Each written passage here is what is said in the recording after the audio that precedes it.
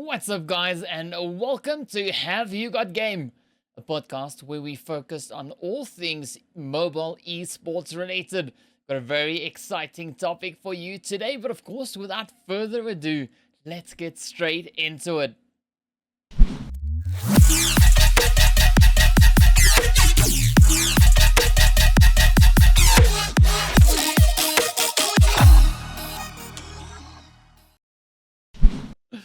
What's up, guys? All right, here we go, getting straight into Have You Got Game. And with me today, I have the lovely Imperium, Sir Grand Lord Imperium, or title we're gonna go by. That's Right, fine.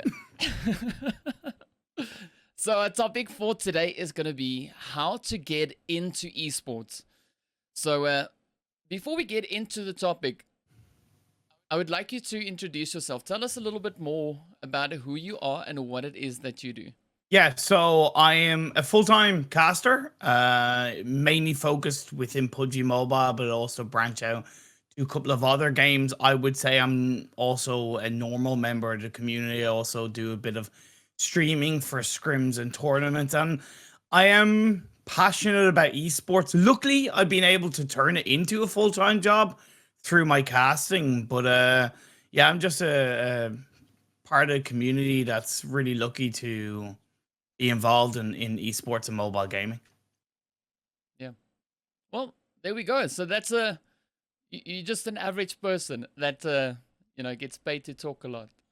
Pretty much, I get paid to talk. That's what I have on my Tinder bio. It hasn't worked so far, but I get paid to talk. So, yeah.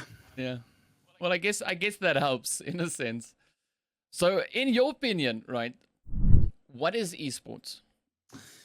Esports is competitive video gaming, right? It is made up of participants across multiple titles, across multiple games, and across multiple platforms, trying to be the best at that said game in that moment, in that time. It is, perceived to be the pinnacle of video gaming and the pinnacle of skill, focus, everything around that. It is the gold standard for competitive video gaming. That is what esports is always striving Thank you to for be. that answer. So, the next question I want to ask you is, what opportunities are there in esports aside from just being a competitive player?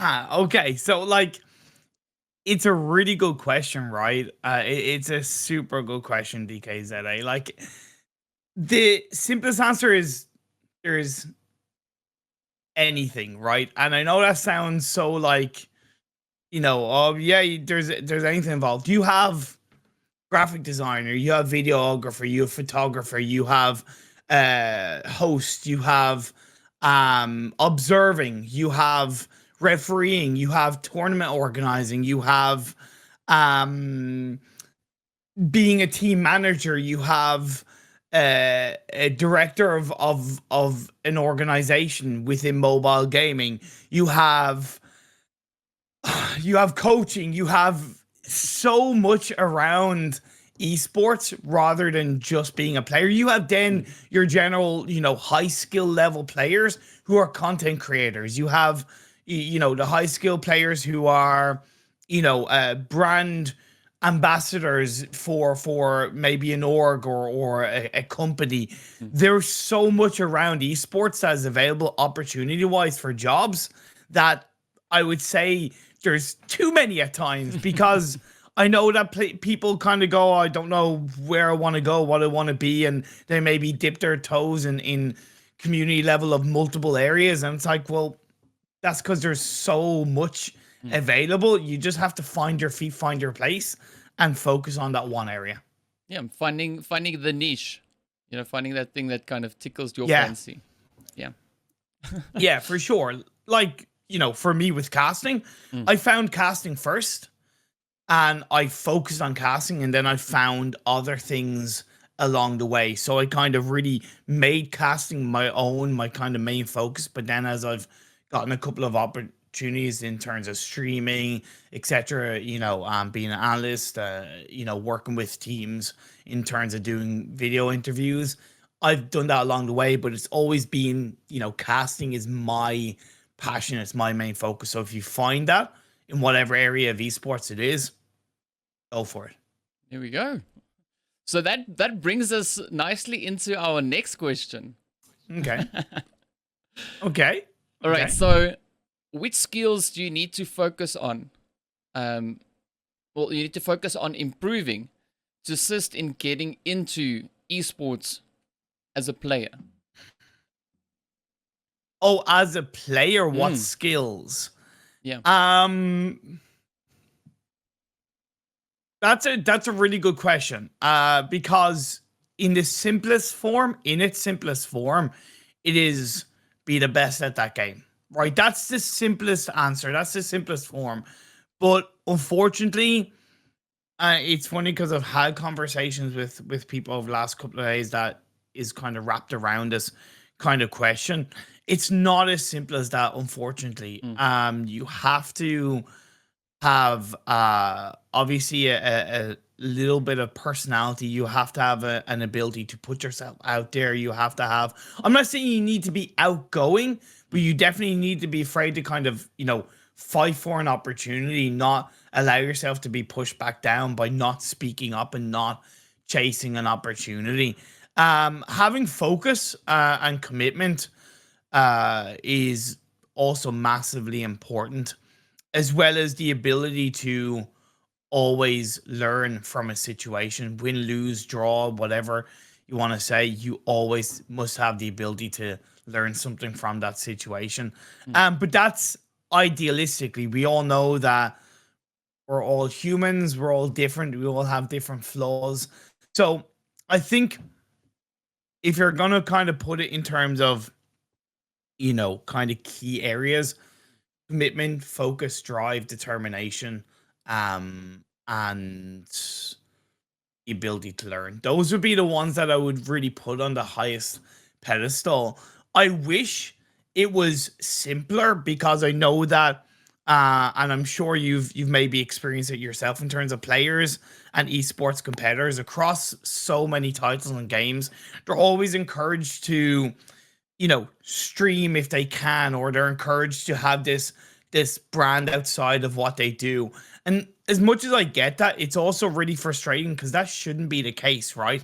Especially for starting out, because if you look, and I've used this comparison before, if you want to be a professional footballer, okay, and you're focused on that from a young age, because, doesn't matter whether it's sports or esports, we all start our passions from a young age, especially if you want to be the best at it. You want to be a footballer and you get scouted out 12, 13, 14, and you join a club, and they put you on a contract at 16 years old.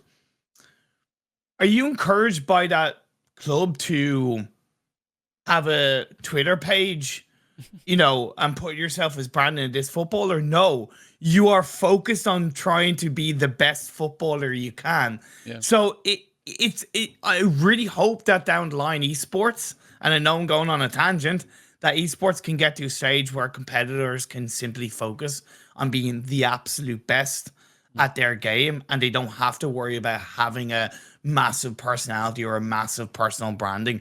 But at the moment, because it's a little bit more Wild West, that kind of that transition from casual to semi-pro to kind of pro is a lot more skewed. It's just not as it's not as developed as traditional sports, because esports is still relatively new. Yeah. It will take a bit longer. Yeah.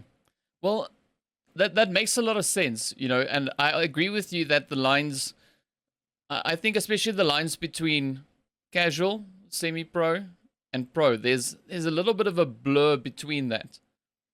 You know, finding that, like, at what point would you then say, oh, now I'm a pro, or oh, now I'm back to being a casual player? There's not really a clear way of distinguishing between the different phases, if you could call it that. No, because, on one hand, if you are focused on that game, and that game has a little bit of a half decent competitive circuit, or professional circuit, and you are working hard and you've reached a very high level within that game and title, you should allow yourself to call yourself a pro at that game, that I'm a professional player. But then the other side is, if you're not making a full-time living out of it, there's also that, well, can you really call yourself a pro player, right? So, those lines are blurred, and until that is shortened, it's always going to be that way. I don't know if you'd agree with my point on, like, you would want to see players not have to worry about focusing on their streaming, their own personal branding, and they can just focus on being the best at that game. I do agree with you to a certain extent.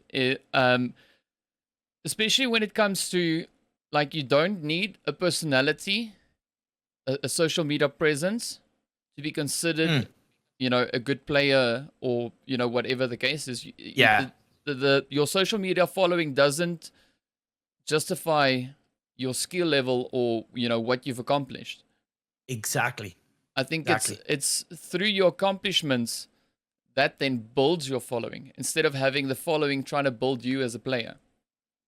That is so true. That is so true. That is like that. I don't think I could have like said that better myself. Yeah, your accomplishment builds up your following. Your following doesn't build up your accomplishments. God damn, that is big brain. So it's so well said, man. So well said. Well, there we go. I mean, I need to have a big brain moment every now and again. I was due for one. We all have them. I was due for one, so we had it. You go. There you go. It's just it's such a good point, and yeah, it's once more players realize that a little bit more, I think it's also something that we'll see again develop along the way. Yeah. So where do you think is a good place to start? Like, let's say with regards to a title or platform, would you say it is better to start on a platform that you know nothing about? Like, because let's take it, mobile gaming is still fairly new. Yes, it's blowing up. A lot of people are getting into it, right? But would you, for instance, like advise someone that's playing on console to come into mobile, or someone that's on mobile to try and explore a different title or platform or something? Where do you think is a good place to start? It comes down to their own personal passion, right? And what they want to make out of it. If they are passionate about console gaming and the game within that console, whether it's Halo, whether it's FIFA, they would be the two most notable when I think of console, and Call of Duty actually as well. Sorry, I'm totally forgetting about that.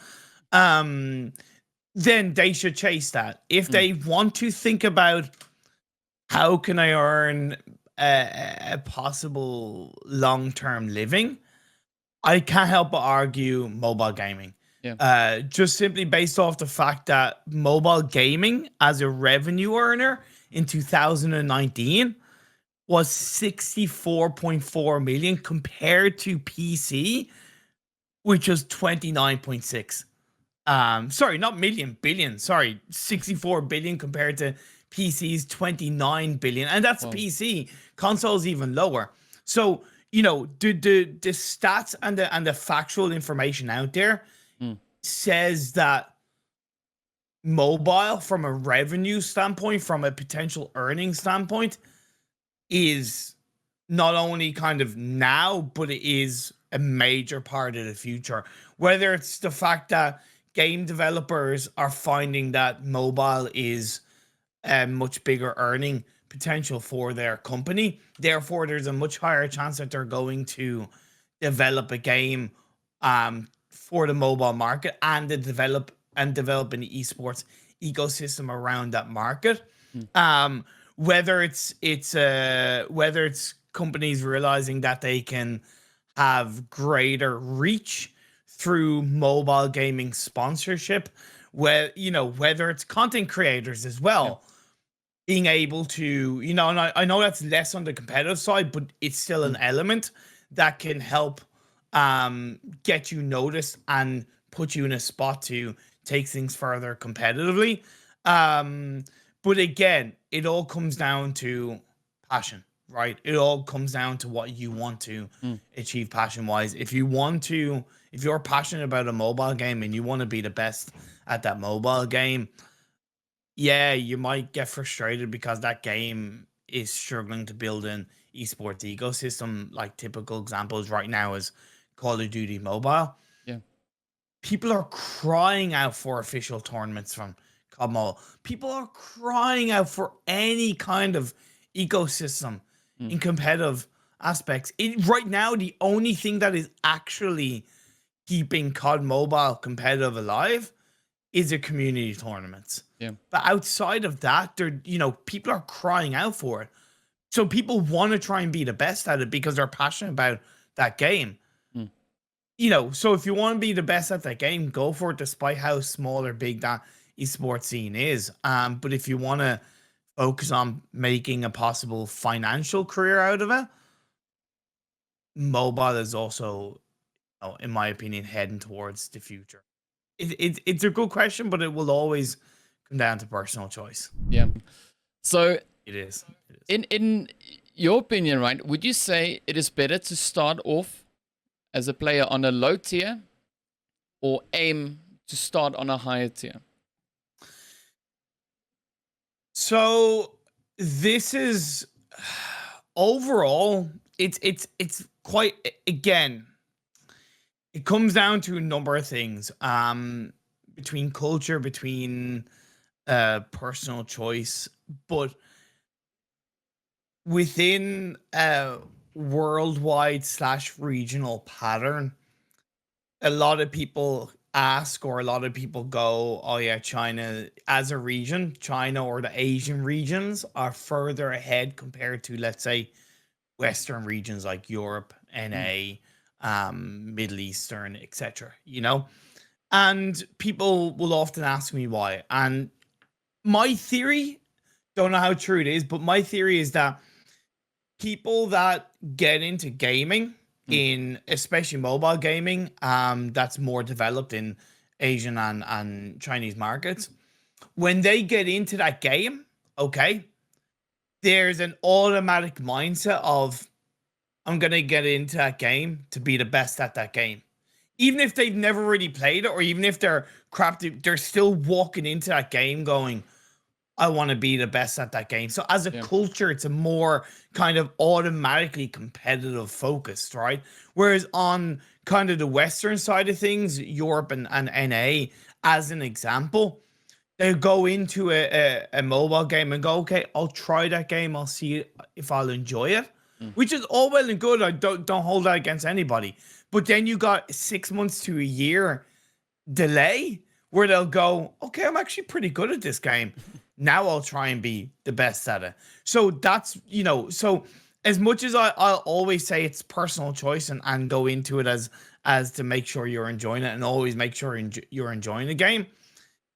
I also low key want to say, go into that game with the aim to be high tier, to be the best. Don't let it consume you, Yeah. but definitely think a bit down the line with the growth and development of mobile gaming. Go into that game, download that game, and go, okay, if you know a little bit about the game before you download it, or if you're a little bit aware through friends, through online presence, that it's starting to grow. Like even things like, when COD Mobile was, hell, even with the announcement of Mm. Apex Legends on mobile, people have gone, okay, yeah, I'm going to start grinding to try and make a competitive team. And even though I go, that's hilarious because the game isn't even out yet, I can still respect that because Mm. more and more people are going, okay, game's going to be released. I want to be the best at it. Like people were playing European, Wild Rift Mm. before he's even out on their region. They were playing on the Indonesian servers before he's even available in their own region, and that I can respect because they're going out. Okay, I want to grind. I want to be the best at it Yeah. before the game has even announced an esports ecosystem. So in my eyes, go into it Yeah. to want to be the best because that's probably gonna help you a little bit more. Make sure you're enjoying it, but go in Mm. with the aim to be the best. Go in wanting to be high tier. Yeah.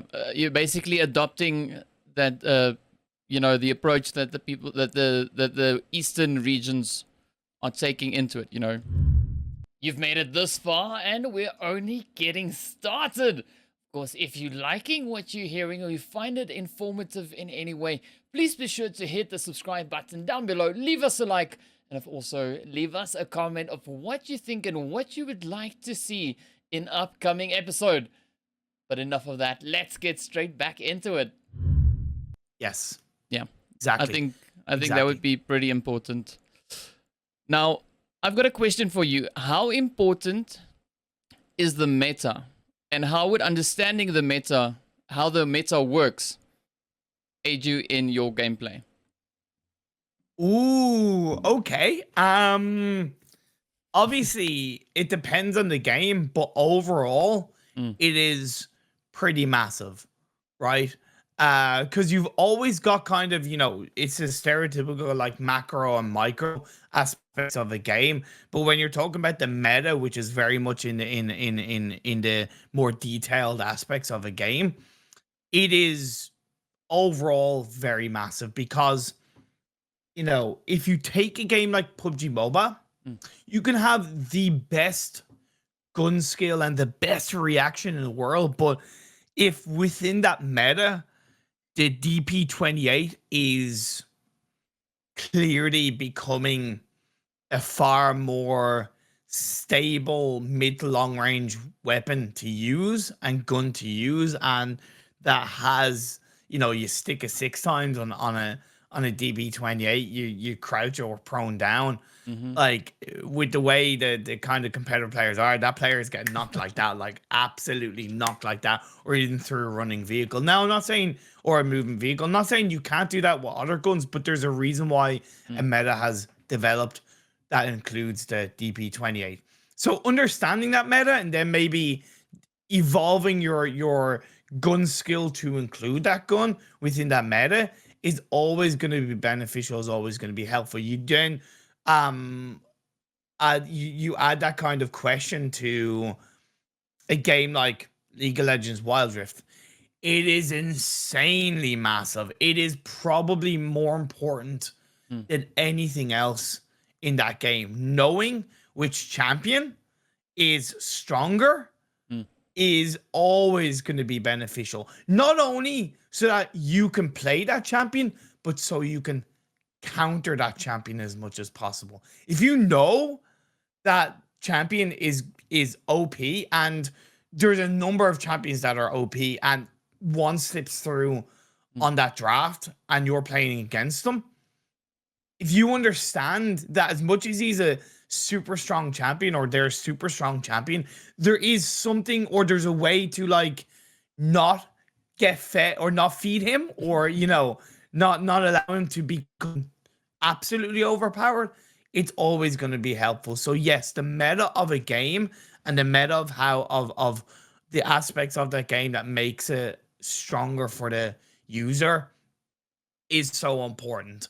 It's not like the ultimate thing, because there's always going to be a trend where within reason in certain games something is used because professional players are using it, right? The age old, like, oh well, we saw DP28 being played by Powerboy, so it must be an amazing gun. That's not always the case. It's not always the case. Because it's the same thing of like, Cristiano Ronaldo has a certain pair of football boots. If I get those football boots, I'll be as good as Cristiano Ronaldo. There is that kind of same theory that is pulled onto mobile games and the meta around that. But there is something to be said for recognizing and understanding the inner workings of what makes the meta of that game the way it is at that time. It's always going to evolve because as patches come out and things change. Yeah, but definitely understanding meta is important. So, how would you explain meta to someone? It's for the people out there that don't know what meta is, right? So now we've explained what the importance of the meta is, and how that would assist you and aid you in bettering your game, right? Now, Yeah. what is meta? So we know how to use it, but what is it?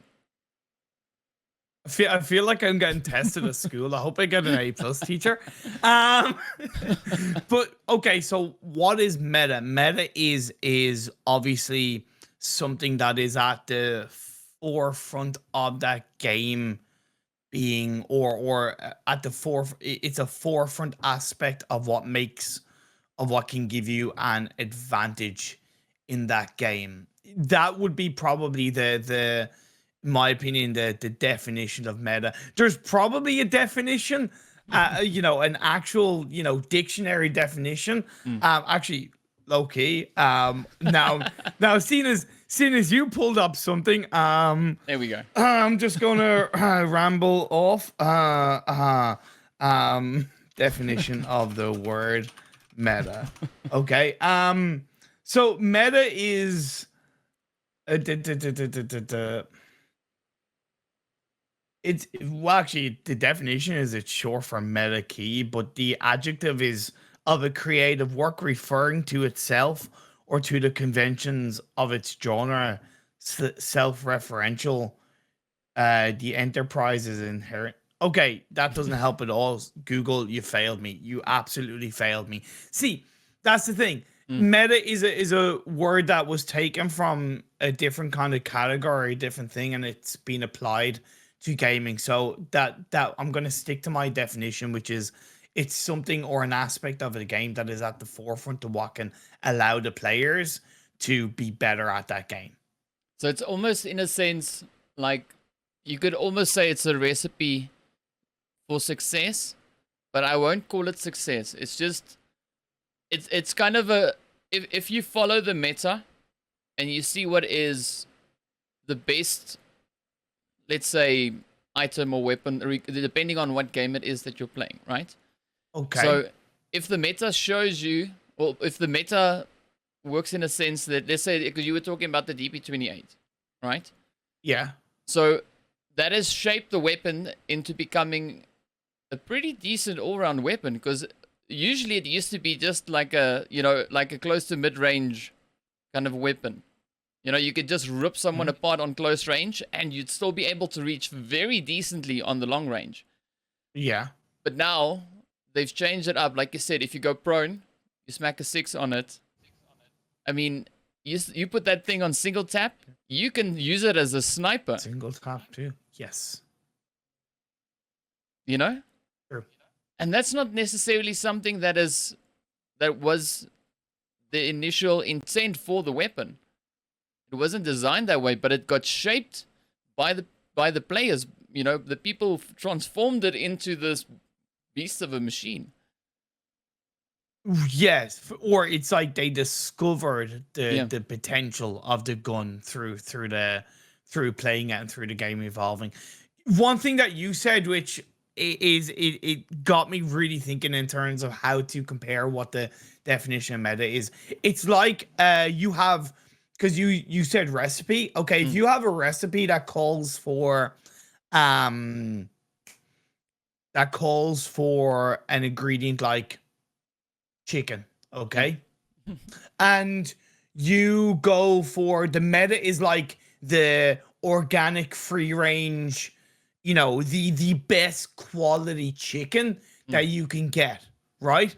That's kind of what the meta is. It's the highest quality version of an ingredient within that recipe. But if the rest of the recipe isn't also up to a certain standard, that chicken will still turn out crap, right? So it's the same of like a gun can be meta, but if you as a player can't or use that gun to the best of its potential, it's not necessarily going to help you. Because some players are better close quarter, some players are better long range, right? So it comes down to also personal choice, and there are certain guns that are better close range, and there are certain guns better longer range, and so the meta is important, but defining it's probably like a massive, it's like a high quality ingredient of a recipe, but it isn't a defining part of that.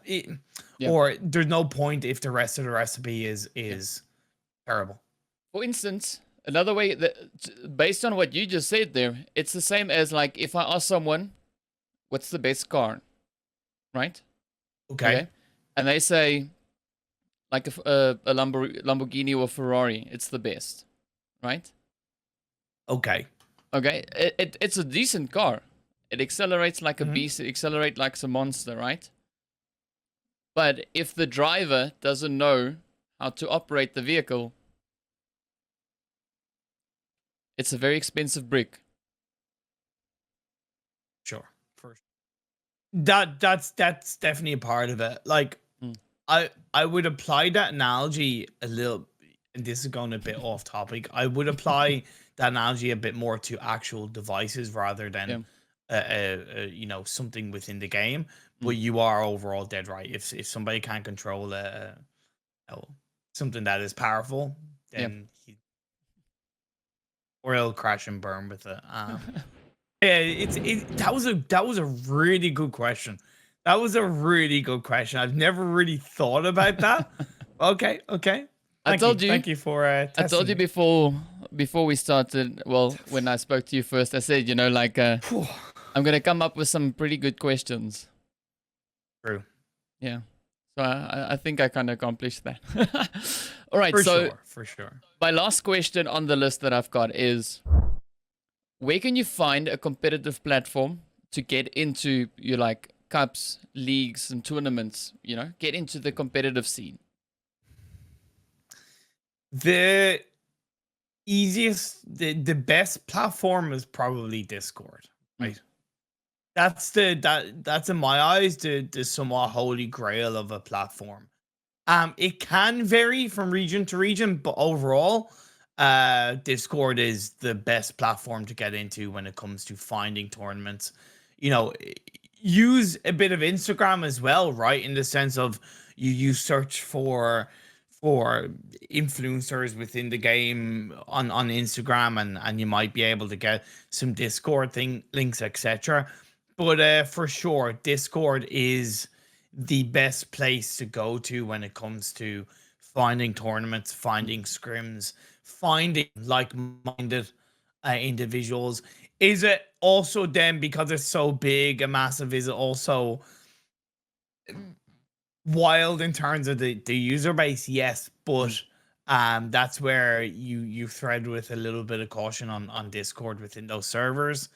And then you just do what you can to meet people. I know when I first got into mobile gaming, and this might sound old, but like this was still only back in like 2016 when Mm, Discord wasn't around, or 2015, late 2015, early 2016, or Discord at least wasn't widely used. I used forums, right? So I used like the forum of the game that was out, Vainglory, mm. and I went onto the Vainglory forum and I was like, I am looking for people to play with.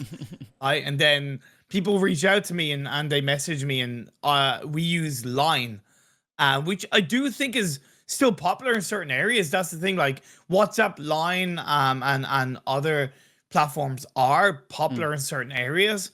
And Line was when I first got into mobile gaming. But as soon as Discord came out, even though it was really weird for me at first when I got into it, as soon as like I was like, okay, Discord is mm. massive, and it's only gotten bigger and bigger. Yeah. So Discord is you have to have a Discord account. Simple as that. So which servers would you then advise people to join to get started? It's a little bit of a hint. Um any South African server, is that the right answer to give? But so this is not just for local. I mean, Okay. you can So plug anything right now. This is your plug space. Plug away. well okay, so no, because it's really hard for me to say, because it Mm, is genuinely hard for me to say, because as much as I never really have much of an issue of like casting or streaming or being involved in like the lower end of PUBG Mobile in terms of competitor base and user base, and I'll interact with anybody and I'll mm, help anybody in terms of my personal Instagram and my personal social media, and my personal Discord. As far as servers that I'm in, most servers I'm in are probably the like tier one based, Mm. like the higher end. So if you're like a new user and you go into, for example, the hate gaming server, and you try, you and a couple of friends, right? You're not going to get into those scrims, right? You're not really going to have Mm. a find a benefit from those servers, because you're like trying to be on a training pitch with Cristiano Ronaldo. Like, you'll be in awe, but you get chewed alive. It's just not it's not worth it in that sense. Yeah. And I'm not in that many lower end servers, to be fair. Mm. So I genuinely can't advise too much on Discord servers. I would love to, but personally I can't myself. Can you? Because I'd love to know if you know servers that I can then get involved in, so then maybe I could recommend those servers. Yeah, I've got a few servers that well, that I do casting for and that I am aware of. So we've got one server that is the PUBG Mobile Africa scrims. So that's focused on scrims for the African Yeah. region. We've got another server called the SAGC. So it's the South African Gaming Community. So they've got a following. Cool. So there we can bring in, you know, just like locals playing scrims together. And then there's a few others that I've got. I actually post them on screen, as well as in the description, I think. You know, if people want to get involved in that and, you know, just get a bit of an entry into the esports. So let's say they've been at it now for a while, right? Bashing it out, dominating on the lower tier things. All right? And they think that they are ready to move on to a higher tier. Where would you Okay. suggest they go? Then I would suggest servers like and I'll throw you the links, to be fair, but maybe Team Big Esports. You have Hate Gaming as a server. You would have Hazard Gaming that also do scrims. Then there's the Gods United Esports server, and I'll give you all these links, and if you want, Mm. you can include them in the description. Um, One server that wouldn't necessarily be from scrims, but even from a community base, would be Gorilla Gaming server. They're just fantastically positive. They're kind of NA focused, but I do think it's still relevant to join that server. And I know Gorilla Gaming, actually, to be fair, they sponsored the Tempo side, as far as I know, the Tempo team. So, definitely join the Gorilla Gaming server. Fantastic guys over there. Um, and there's a couple of others I'll throw your way as well. Actually, Wildcard Shredded tournaments, Mm. which is run by Shredder, fantastic guy. He does kind of cash prize tournaments. The PLP, the Peace Love and PUBG server. I'm in there, and I know they host kind of some tournaments and scrims. So there. To be fair, now that I'm thinking about it, there is more kind of mid to higher tier Mm. ones that I would be involved in. Now that I think about it, that's why it was just. I don't know if I can recommend the beginner server, so to speak. Yeah. But mid to higher, I'll throw those links to yourself. Once you can put them out there and people can join. I would say that in theory, the more servers are in, the even though a good few servers will have an overlap of people in them, the more servers are in, the higher chance you're going to find better scrims for yourself, or get recommended scrims for you as a player and as a team that might be more beneficial for you, whether it's low, mid, or high tier. Yeah, well, there we go. There we have it. So, yeah, I think that's going to wrap it up for us here today on, Have You Got Game? And I think that was a very decent introduction into how to get into esports and, where you could kind of move to as you make your way through it, where you could Yeah. aim to reach. Yeah, there's so much more involved, and if I can just kind of say as a little bit of an end note for myself, Mm. it's so important that you look to treat people in a positive way, and you look to navigate your way through esports cautiously, but also with a level of respect. So Yeah. if you'll get back what you put in. So if you put in kindness, respectability, if you put yourself out there and you put in that time and work, it will get rewarded. um like any sport, like any hobby, like any industry, there's always going to be assholes in some way, shape, or form. Hell, I'm probably a little bit of an asshole myself to some people. That's okay. But if you put yourself out there in the best possible way, and you you treat people with a bit of extra kindness, not only are you making their experience better, you're making your experience better. We should all be here in the world of esports to have the same goal in mind, which is to hopefully carve a future, to enjoy the industry, to enjoy the game, and to enjoy life in general. And I think it's so important to make sure that just treat it that way. Yeah, 100% agree with you with that. I mean, what a way to end it off, eh? I want to give a big thank you to you, Imperium, for your Thank you. time, for joining me here. It was absolutely amazing to have the interview with you and have a chat about esports. It's always fun, and I definitely think we'll circle back around again in the near future. Love to. That brings us to the end for our episode here today. Hope you guys enjoyed it as much as we did. And of course, a big shout out going to Imperium. Thank you so much for being on the show here today. And of course, please be sure to go follow him on social medias. The link down below on the description as well as on the screen. So be sure to go show him some love, show him some support. And we look forward to seeing you guys back in the next episode.